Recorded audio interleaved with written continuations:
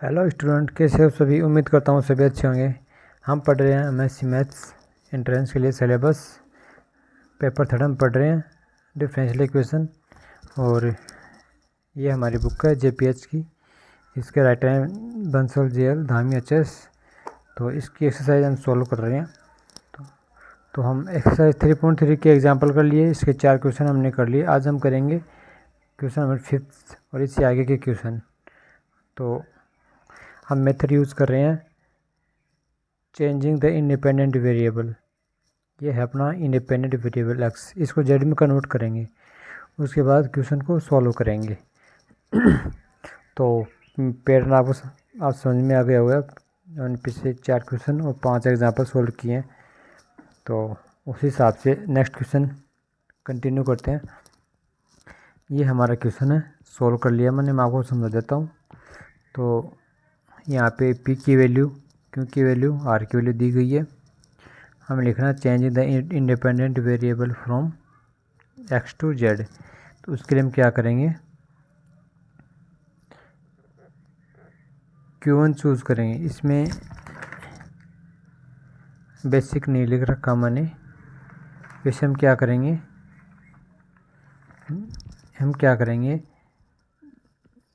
Q1 का formula होता है Q equal to D Z upon D X का होल स्क्वायर। तो Q1 हम कोई भी कांस्टेंट मानेंगे।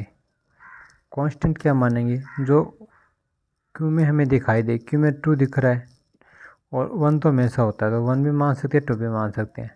तो ये हम 2 मान रहे हैं। 2 मानने के लिए ये आ गई Q की वैल्यू और नीचे cos स्क्वायर एक्स मानना पड़ेगा। तो अब इसकी कंपैरिजन हम फॉर्मूले से करेंगे। तो D Z upon D x की वैल्यू आ गई cos एक्स। इससे हम D square Z upon D x square निकाल लेंगे और इसी से हम जेड की वैल्यू निकाल लेंगे। ठीक है। तो हमारे पास जेड की वैल्यू आ गई, D Z upon D x की वैल्यू है और D square Z upon D x square की वैल्यू आ गई। अब इनसे हम निकालेंगे P1 की वैल्यू। P1 की वैल्यू यहाँ पे हमारे पास आती है -3। ये हमारे पास P1 की वैल्यू आती है। P1 का फॉर्मूला मैंने पीछे बता रखा है, उसमें रखेंगे तो वैल्यू आएगी -3। R1 की value R upon D Z upon D X का होल स्क्वायर। तो सेम cos स्क्वायर एक्स आ गई। अब यहाँ से रिड्यूस्ड इक्वेशन क्या है, ये हमने P1 Q1 R1 की वैल्यू रख दी। ठीक है। तो ये सभी वैल्यू हमने जेड की फॉर्म में लिखी है। तो यहाँ पे R1 की वैल्यू cos स्क्वायर एक्स है। cos स्क्वायर एक्स को जेड में बदलेंगे तो 1 माइनस जेड स्क्वायर लिखेंगे। ठीक है। तो अब इसको हम देखेंगे तो यह है linear differential equation second order की, और इसमें कांस्टेंट कोफिशिएंट है। तो इसका हम CF और PI निकाल सकते हैं। CF निकालने के लिए इसका एक्सिलरी इक्वेशन लिखेंगे। तो m square minus 3m plus 2, ये पता कैसे लिखते हैं, यहाँ से m की वैल्यू निकालेंगे 1 2। अब जब m की वैल्यू हमारे पास रियल आती है तो CF का मान e की पावर में आता है, C1 e की power 1z plus C2 e की पावर 2z। अब PI निकालेंगे। PI कैसे, R अपॉन ये इसका इस इक्वेशन को सिंबॉलिक फॉर्म में लिख के y कॉमन आएगा तो जो कैपिटल डी उसको बट्टे में लिख देंगे। PI निकालना आपको आता ही है। अब इसको जैसे अलजेब्रिक फंक्शन ऊपर, तो अलजेब्रिक फंक्शन है तो इसको 1 प्लस एक्स के रूप फॉर्म में लिखेंगे। तो यहाँ पे 1 लिखना में, फिर 1 लिखेंगे तो यहाँ पे 3/2 हो जाएगा, यहाँ पे डी स्क्वायर बाई 2 हो जाएगा और इसको पहले लिखना है। तो 1 ये हो गया 1 माइनस, इस पूरे को एक्स मान लेंगे, 1 माइनस एक्स। अभी अपॉन में इसको ऊपर लिखेंगे तो ये इन्वर्स में हो जाएगा। तो 1 माइनस एक्स इन्वर्स, ये फॉर्मूला होता है हमारे पास। तो देखो मैं आपको करके भी दिखा देता हूँ। 1 माइनस एक्स ये नीचे आएगा मानो, इसको ऊपर लिखेंगे तो 1 माइनस एक्स का इन्वर्स। अब इसका विस्तार होता है 1 plus x square by 2 plus x. ये इसमें 2 नहीं आएगा इस फॉर्मूले में। ठीक है। इसमें 1 plus x square plus x 3 से आएगा। तो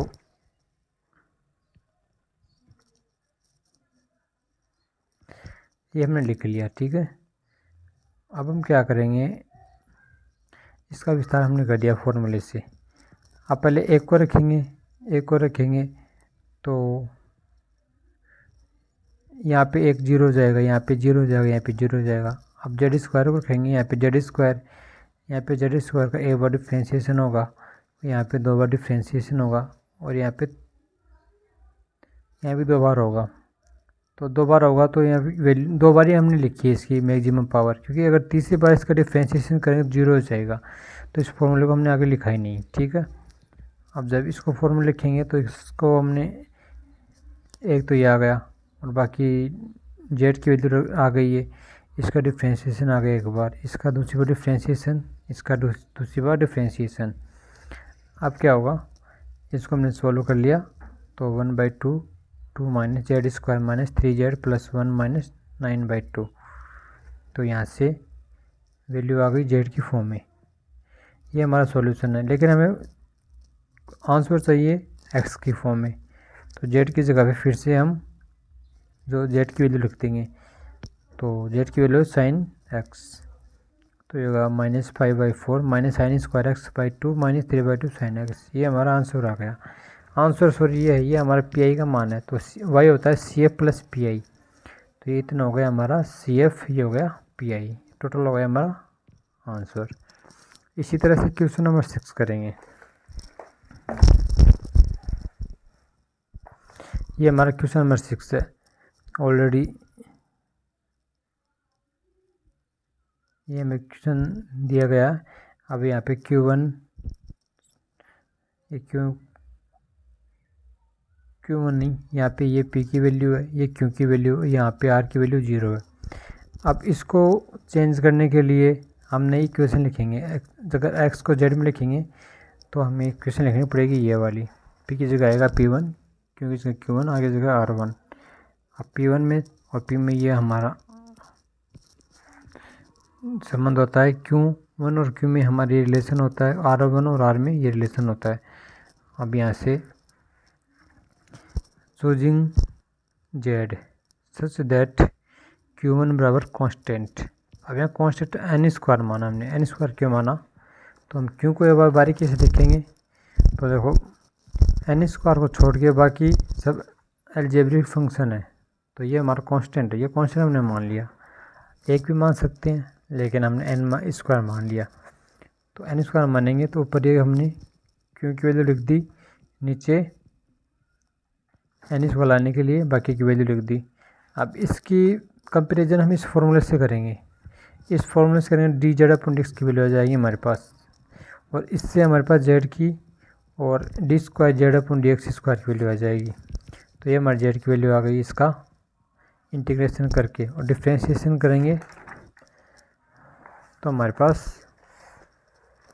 इसकी ये वैल्यू आ जाएगी। अब हम क्या करेंगे, इसी से p की वैल्यू निकालेंगे। p की वैल्यू यहाँ पे 0 आ गई, Q1 की वैल्यू n स्क्वायर आ गई, R1 की वैल्यू 0 आ गई, ठीक है। अब हमारे पास ये इक्वेशन क्या बन गई, जब P1 Q1 R1 की वैल्यू रखेंगे तो ये हमारी इक्वेशन बनती है। Hence the reduced equation is, तो it is linear differential equation which are constant coefficient, ये कोफिशिएंट कांस्टेंट है, तो इसका ऑक्सिलरी फॉर्म होगा m² + n² = 0, m की value plus minus n eta imaginary है, तो कोसाइन में आएगा इसका आंसर। अब CF आ गया और PI इसका 0 होगा क्योंकि R की वैल्यू 0 है, तो Y का वैल्यू CF के बराबर हो जाएगा। तो सेम टू सेम में ये आंसर लिख दिया, Z की वैल्यू X की फॉर्म में लिख दी, ठीक है। ये हमारा आंसर हो गया। सेम इसी तरह से हम सादा क्वेश्चन करेंगे। सादा क्वेश्चन में क्या है, स्टैंडर्ड फॉर्म में क्वेश्चन लिखी गई है और यहाँ पे P की वैल्यू, Q की वैल्यू, R की वैल्यू, ठीक है। अब वेरिएबल चेंज करने के लिए हमें इक्वेशन ये लिख सकते हैं, या लैंग्वेज में लिखनी है, तो ये हमने इक्वेशन लिख दी। यहाँ पे P1 की और P के बीच में जो रिलेशन है वो हमने लिख दिया, Q1 और Q के बीच में रिलेशन वो लिख दिया, और R के बीच में जो रिलेशन वो लिख दिया। अब यहाँ से लिखना है कि हमें Z ऐसा चूज़ करना है कि Q1 की वैल्यू 1/AI 1/a एक कांस्टेंट है, ठीक है। तो 1/a कांस्टेंट लाने के लिए ऊपर तो हम लिखेंगे क्यू की वैल्यू और नीचे कुछ ऐसा लिखेंगे तो 1/a ऑटोमेटिक आई। और ये मैंने आपको बार बार बताया कि कांस्टेंट कैसे चूज किया। कांस्टेंट आप क्यू की वैल्यू देख सकते हैं, क्यू की वैल्यू यहाँ पे है,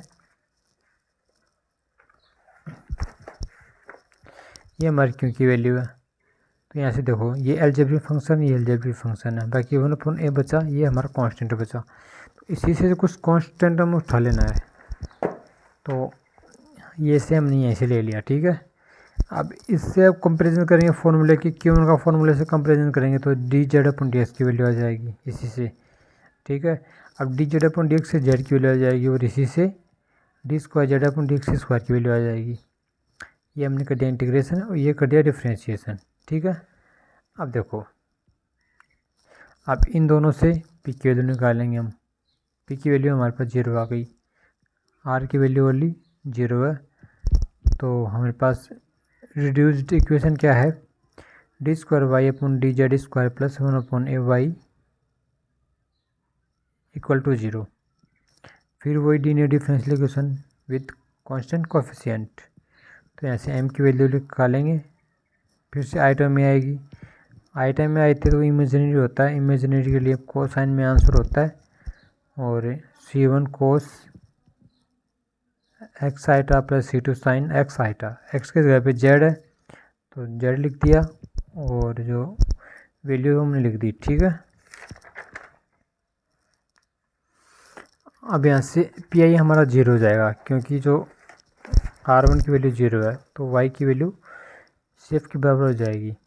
और हमने z की वैल्यू x के फॉर्म में लिख दी, c1 कोस ये z की value plus c2 sine z की वैल्यू, ये हमारा आंसर आ गया। तो इस वीडियो में 3 क्वेश्चन हमने कर लिए, आगे क्वेश्चन अगली वीडियो में करेंगे। अगर आपको ज़रा भी क्वेश्चन हो तो आप कमेंट करके हमें बता सकते हैं। तो वीडियो देखने के लिए धन्यवाद, बाय।